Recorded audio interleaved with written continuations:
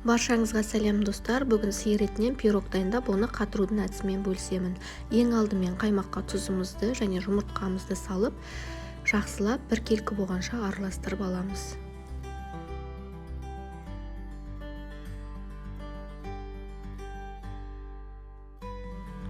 Келесі ұнымызды илегіштен өткізіп аламыз және холодильникте тұрған қатты майымызды алып, морозильникте емес, холодильникте тұрған майды алып, осы үкіштің көмегімен ұнға аунатып отырып үкіштен өткіземіз. Одан кейін барлығын өткізіп алғаннан кейін видеода көрсетілгендей қолмен үгітіп крошки дайындаймыз. Арасында түйір майларымыз қалып қоймау керек. Енді осы крошкеміздің үстінен алдын ала дайындап қойған қоспамызды қосып, қолмен қамыр илейміз. Қамырымыз жұмсақ, қолға жабысатын қамыр болады. Оны біз дайын болғаннан кейін холодильникке 1-4 сағаттай қойып қоямыз. Сонда бізде әдемі қамыр шығады. Қазір описание бөліміне құрамына не заттар, қанша керек барлығын қалдырамын. Онды содан артық салмаймыз. Себебі пісірген кезде қатты болып кетеді. Енді біздің нанымыз холодильникте тұрған кезде салмасын дайындаймыз. Салмасына 100 грамм шуа қосамыз.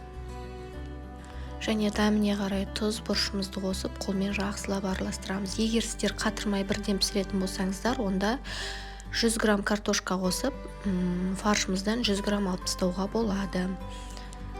Енді бізге қатыру үшін осындай форма керек, табан алынатын. Сонда біздің пирогымыз оңай алынатын болады. Енді қатырылған тестамызды алып, осылай теңдей екіге бөліп, біріншісін жайып алып, формамызға орналастырамыз. Орналастырып алғаннан кейін ішіне осы салмамызды салып дайындаймыз. Егер де фаршыңыз майлы болмаса, онда сұйық май қосуға болады. Менің фаршымда май жетерлікте болғандықтан мен қосқан жоқпын. Салмамызды салғаннан кейін келесі тестамызды жайып, ортасына міндетті түрде тесік жасаймыз. Себебі етімізге ауа бару керек. Кез келген формада осындай кез келген тесік жасасаңыздар болады. Және бетін жауып, жан-жағын жақсылап жабыстырамыз. Артық жерлерін кесіп алып тастаймыз. Және өздеріңіздің қалауларыңыз бойынша әдемілеп пирогымызды әдемілеп қоямыз. Одан кейін дайын болған пирогымызды 4 сағатқа, 5 сағатқа морозильникке салып қоямыз. Қатқаннан кейін барып формадан оңай алынады.